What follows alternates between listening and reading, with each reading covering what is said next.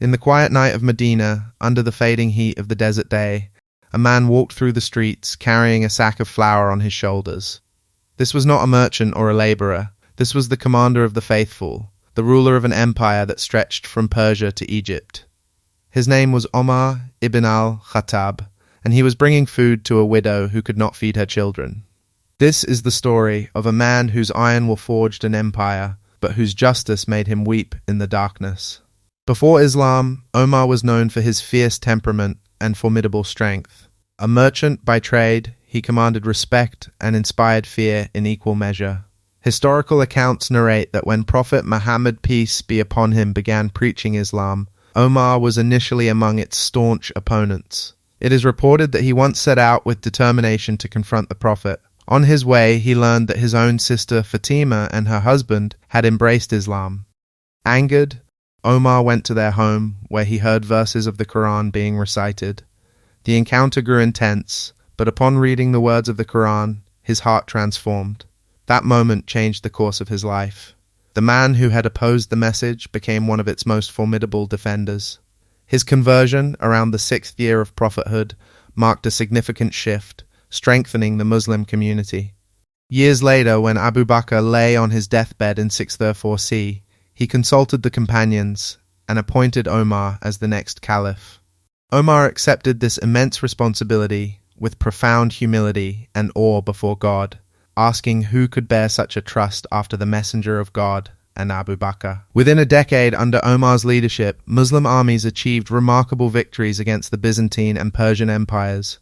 Vast territories including Damascus, Jerusalem, and Alexandria came under Islamic rule. But Omar's conquests were distinguished by principles of justice. When Jerusalem surrendered in 636 CE, he entered the city with utmost humility, walking beside his servant while they shared a single mount.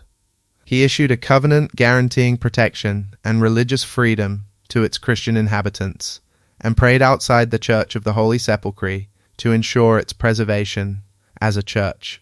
This commitment to justice knew no exceptions. When an Egyptian Copt complained about the son of Egypt's governor, Umar ibn al-Aas, Omar summoned both from Egypt. He handed the whip to the Copt and said, "Strike the son of the nobles." Then he added, "Now strike Umar, for he is the reason his son acted arrogantly." Omar then uttered those immortal words, "Since when have you enslaved people when their mothers bore them free?"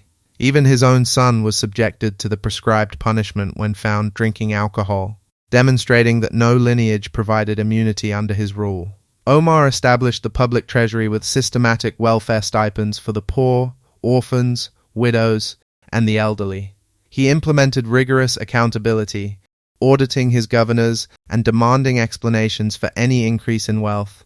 He famously said, "I am a shepherd, and I am responsible for my flock." This responsibility kept him vigilant. Numerous authentic reports describe him patrolling Medina at night to check on his people. One night, he overheard a woman telling her hungry children she was cooking while actually boiling stones.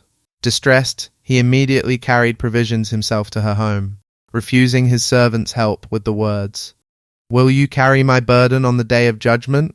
He personally cooked for them until they were fed. He believed a ruler would be held accountable even for a starving animal in his domain.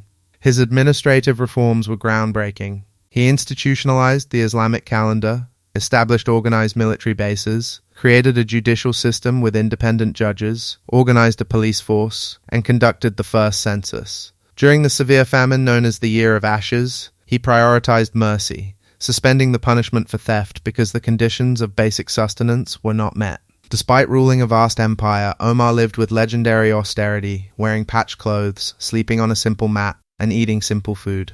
When reminded of the luxuries of Persian and Byzantine emperors, he replied that they had chosen this world while he sought the hereafter.